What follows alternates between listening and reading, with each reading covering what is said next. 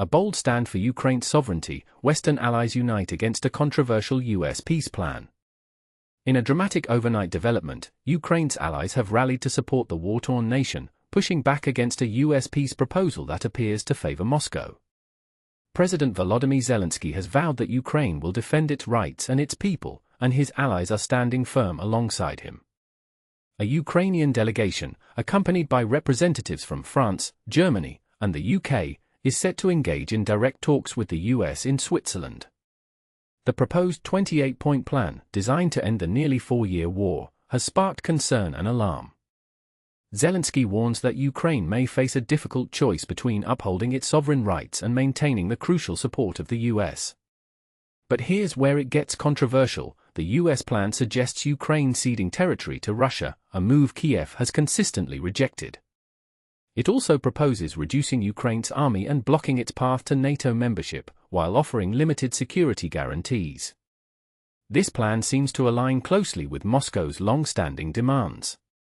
On Saturday, leaders of the European Union, Canada, and Japan issued a joint statement welcoming US peace efforts but expressing strong reservations. They emphasized the principle that borders must not be changed by force and voiced concerns about proposed limitations on Ukraine's armed forces, which could leave the country vulnerable. The leaders of France, Germany, and the UK met to discuss their support for Kiev, recognizing the importance of Europe's role in Ukraine's fight against Russia. German Chancellor Friedrich Merz stated, "Wars cannot be ended by major powers over the heads of the affected countries." He insisted on robust guarantees for Kiev. Merz also confirmed that envoys from Germany, France, the UK, and the EU will join Ukrainian negotiators in Geneva on Sunday to discuss the US proposal. This meeting was confirmed by Zelensky, who faces a deadline set by President Donald Trump to respond by next Thursday. European leaders have consistently warned against rushing a peace deal, understanding the stakes for their own future. They insist on being consulted and involved in any peace efforts.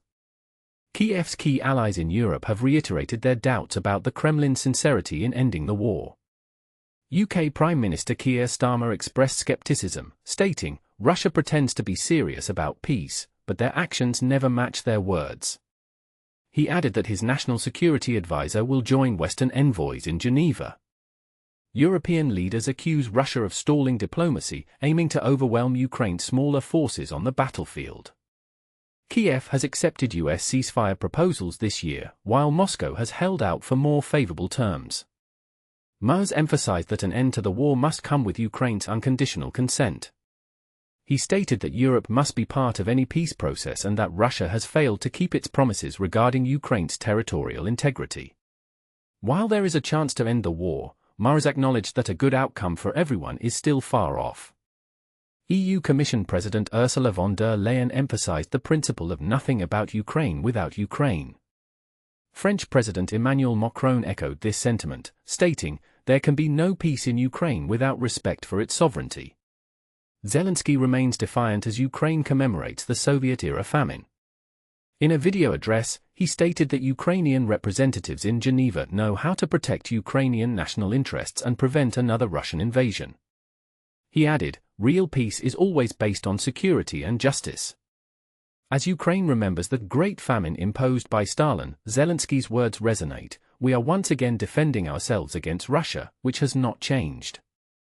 He vows that Ukraine will always defend its home, because only here is our home, and in our home, Russia will definitely not be the master.